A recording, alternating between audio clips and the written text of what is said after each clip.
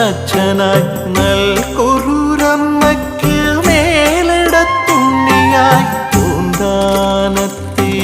മങ്ങാട്ടച്ഛനായി നൽകുറുരമ്മയ്ക്ക് മേലിടത്തുണ്ണിയായി പട്ടിരിപ്പാടിനു വൈദ്യനായി പ്രത്യക്ഷമായൊരു ഭഗവാനെ പലനാൾ വന്നു ഞാൻ പലവേഷം കാണും